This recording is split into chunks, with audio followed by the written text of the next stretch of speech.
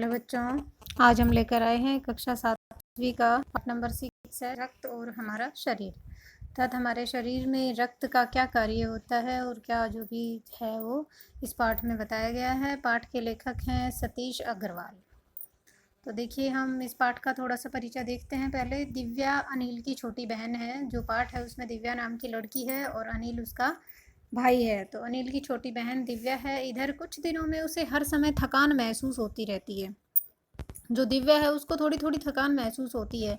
भूख भी पहले से कम हो गई है। अस्पताल में उसे डॉक्टर ने देखा तो कहा लगता है दिव्या के शरीर में रक्त की कमी हो गई है। ऐसा जब डॉक्टर बताते हैं तो फिर उसके बारे में, जो रक्त के बारे में इस पाठ में पूर्ण रूप से बताया गया है।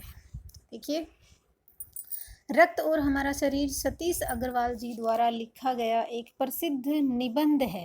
अर्थात रक्त के ऊपर लिखा गया एक निबंध है, ठीक है, जिसमें आपने रक्त और मनुष्य के जीवन के स्वास्थ्य पर विस्तार से चर्चा की है। जो ये यतीश अग्रवाल जो लेखक हैं, उन्होंने रक्त और मनुष्य के जीवन के स्वास्थ्य पर क्या प्रभाव पड़ता है उसकी पूर्ण रूप से चर्चा की है। दिव्या अनिल की छोटी बहन है। वह बचपन से ही कमज़ोर है, लेकिन कुछ दिनों से उसे हर समय थकान महसूस हो रही है, क्योंकि जब रक्त की कमी आ जाती है शरीर में तो थकान महसूस होती है। किसी भी काम में मन नहीं लगता है, भूख भी नहीं लगती है। अस्पताल में डॉक्टर ने बताया कि खून की जांच करवानी चाहिए। कि जब वो डॉक्टर के पास ले जाते हैं कि अनिल की छोटी बहन जो दिव्या है उसे थकावट महसूस होती है, ठीक है, भूख भी कम लगती है, तो डॉक्टर के पास ले जाते हैं तो डॉक्टर सलाह देते हैं कि इसके खून की जांच करवानी चाहिए। हो सकता है इसके अंदर खून की कमी हो।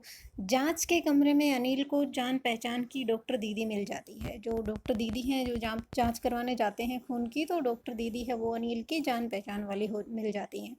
डॉक्टर ने दिव्या को खून की जांच के नमूने लिए और कल अस्पताल में रिपोर्ट मिलने की बात कही। दूसरे दिन अनिल डॉक्टर से जब खून की जांच की रिपोर्ट लेने जाते हैं तो वहाँ देखते हैं कि जो दीदी है, डॉक्टर दीदी, वो सूक्ष्मदर्शी में एक स्लाइड की जांच कर रही है।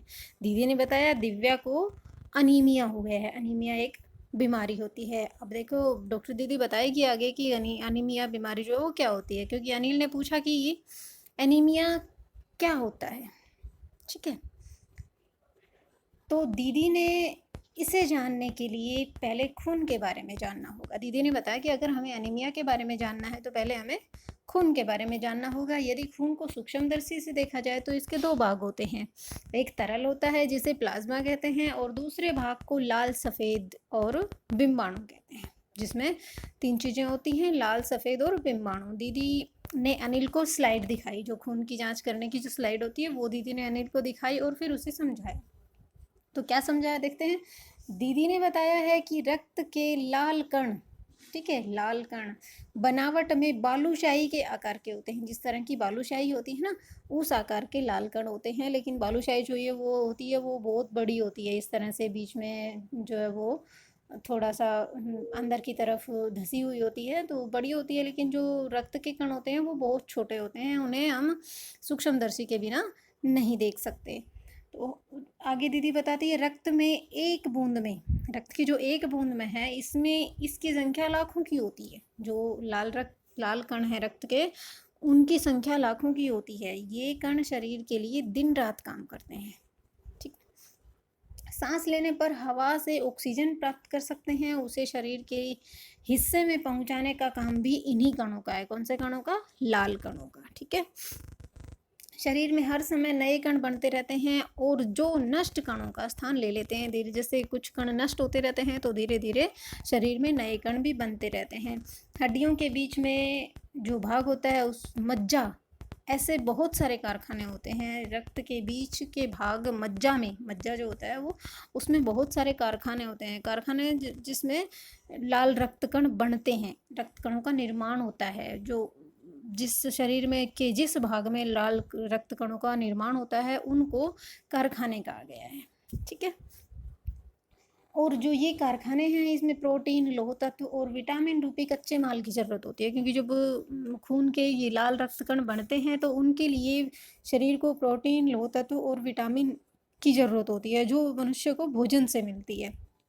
इसके लिए पौष्टिक आहार लेना पड़ता है, ठीक है। जैसे हरी सब्जी है, फल है, दूध है, अंडा है, गोश्त, गोश्त कहते हैं मांस, मीट को उपयुक्त मात्रा में लें तो शरीर में जो है वो लाल रक्त कणों की मात्रा पूर्ण रूप से बनती है और शरीर में खून की कमी नहीं आती है। इसका हमारे देश में जो एनीमिया की बीमारी है, इसका बहुत बड़ा कारण है पेट के कीड़ों का हो जाना, ठीक है। पेट में जो कीड़े हो जाते हैं तो भी मनुष्य के शरीर में रक्त की कमी आ जाती है। हमें साफ सफाई का ध्यान रखना चाहिए। शौच के लिए हम शौचालय का ही प्रयोग करें, इधर उधर बाहर नंगे पैर नहीं घूमना चाहिए, ऐसा दीदी उसे सेफ्टी के लिए बताती है।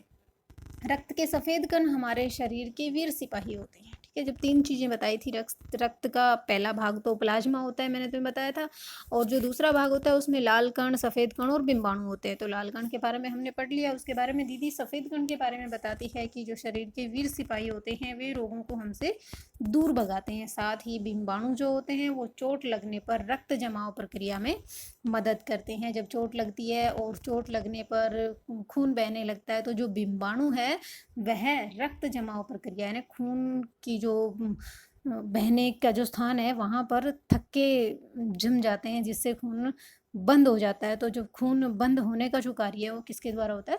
बिंबाणु के द्वारा होता है। बिंबाणु रक्त वाहिका के जाले से चिपक जाते हैं और इस तरह दीवार में आई दरार भर देते हैं, जिससे रक्त का बाहर निकलना बंद हो जाता है, ठीक है। आगे देखिए, रक्त के कई वर्ग होते हैं। कुछ विशेष गुणों के आधार पर इन्हें 4 वर्गों में बांटा गया है।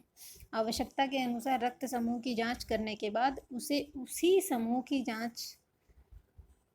उसी तरह रक्त समूह का रक्त चढ़ाया जाता था। जिस रक्त समूह मतलब ब्लड ग्रुप जिसे हम कहते हैं, तो जिस ब्लड ग्रुप होता है जो व्यक्ति के शरीर में, उसमें अगर खून की कमी आ जाती है तो उसको उसी ब्लड ग्रुप का, उसी रक्त समूह का रक्त उसे उसके शरीर में चढ़ाया जाता है। आपात स्थिति में ब्लड बैंक बनाए जाते हैं। ब्लड बैंक जहाँ पर जो रक्त है, खून है, वो जमा किया जाता है। 18 वर्ष से अधिक उम्र वाले, अब देखिए ये कहेंगे कि रक्तदान कौन कर सकता है, तो 18 वर्ष से अधिक उम्र के स्वस्थ व्यक्ति ही रक्तदान कर सकते हैं। एक समय में लगभग 300 मिलीमीटर रक्तदान किया जा सकता है। यह रक्तदान किसी ज़रूरतमंद व्यक्ति के लिए जीवन दान बन जाता है। इसी बात पर अनिल बड़ा होने पर रक्तदान करने की बात कहता है। जब दीदी, जो डॉक्टर दीदी है, वो अनिल को सारी बातें समझाती है कि जो रक्तदान करते हैं वो किसी ज़रूरतमंद व्यक्ति के लिए बहुत महत्वपूर्ण होता है, तो अनिल जो है वो दीदी को बताता है कि मैं भी बड़ा होने के बाद रक्तदान करूँगा। तो ये था हमारा